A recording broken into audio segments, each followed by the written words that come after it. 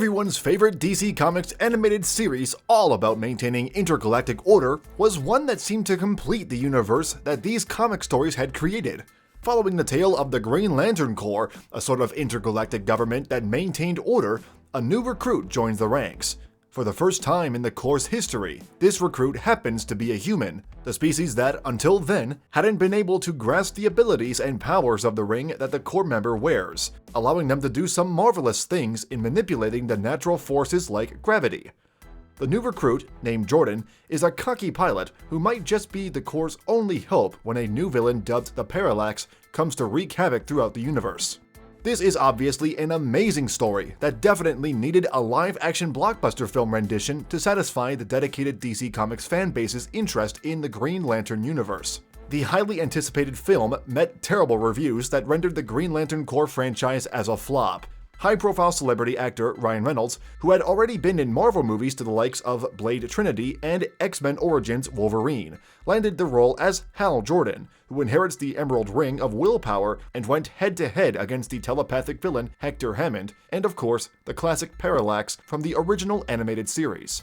With such a great plot, you'd think the film would have stacked up well and been able to warrant sequels and success. This obviously wasn't the case. But why? And what's next for the Green Lantern universe? You are nothing without the ring.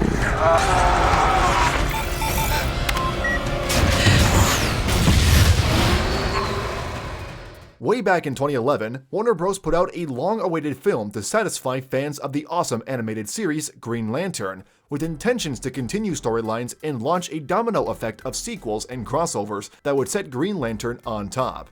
Remember, this was back in the times before the Avengers team had even been set up. Ryan Reynolds, the high-profile A-list actor and ex to the likes of Taylor Swift and now husband to Blake Lively, landed the role of Hal Jordan in the film, putting up a lackluster performance in comparison to some of the other great films, with a great job on his part under his belt. He went from romantic comedy successes with movies like The Proposal and suspense thrillers like Buried, all the way to the disappointing performance that was his DC Comics debut.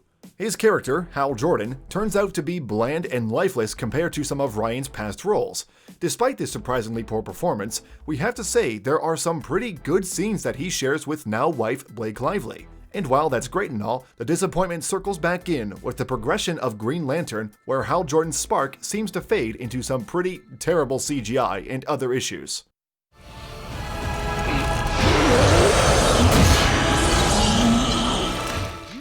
One of the most surprising things about the film is just how fast they cut to the chase.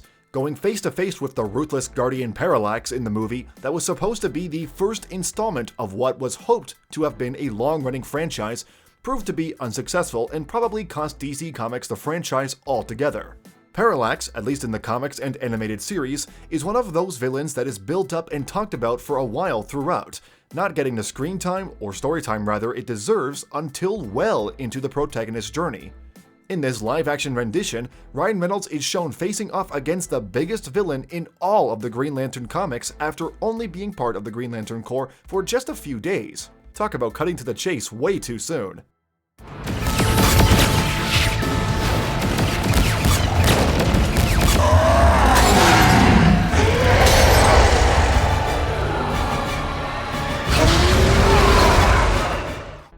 Of course, we're about to tear apart the CGI abilities of a film that was made 10 years ago, when technology definitely didn't stack up to how it is today. Keep in mind though, it really is still worth noting, considering the cinematic masterpiece of the James Cameron blockbuster Avatar that changed the face of Hollywood animation and raked in $2.8 billion across the worldwide box office. You could honestly argue that the special effects shown in Green Lantern proved to be some of the worst on the big screen in a long time, showing audiences a grainy, unrealistic, and copy-paste feel that just wasn't impressive.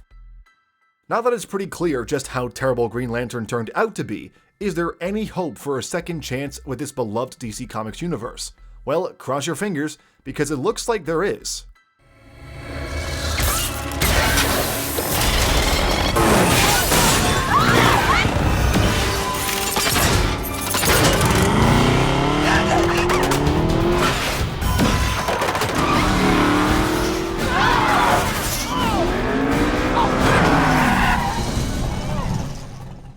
If you were crossing your fingers, hoping for another performance by the remarkable actor Ryan Reynolds, don't hold your breath. Alternatively, Green Lantern Corps is on its way, at some point at least. Even though there isn't much to know about the specifics of the movie's storyline just yet, what we do know is anything is up for grabs in terms of the setting and plot. While with Ryan Reynolds' character Hal Jordan, we were shown an intergalactic adventure to the likes of Oa and an eventual and also rushed battle with Parallax out in space.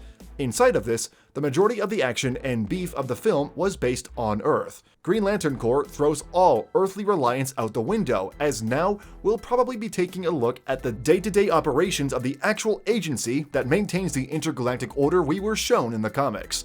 Most reports have pointed in the direction of Green Lantern Corps being a sort of lethal weapon in space, showing how Hal Jordan and John Stewart's conflicting morals and methods of policing affect their ability to work together to conquer some crazy forces of evil. Overall, we can expect a refreshed and different perspective on the earthly tethered storyline we saw in the Ryan Reynolds film. Out in space, all bets are off. Well, there you have it. DC Comics' hope for a long-living franchise to be birthed out of one introductory film with a high-profile actor headlining proved to mean nothing if the CGI and storyline doesn't stack up. Holding true to its comic and animated series' origins while taking a modern and real-life take on it all. The film brought in disappointing performances, poor cinematic filmmaking, and an overall embarrassment to an otherwise timeless comic book story. Fast forward to today, we're finally seeing some hope for our favorite DC comic adventure to hopefully get a revamped second chance to win the hearts of critics and deliver fans what was intended the first time around. With an original release date of June 9th, 2020, Green Lantern Corps was supposed to have already come out, allowing us to have known the fate of the franchise by now.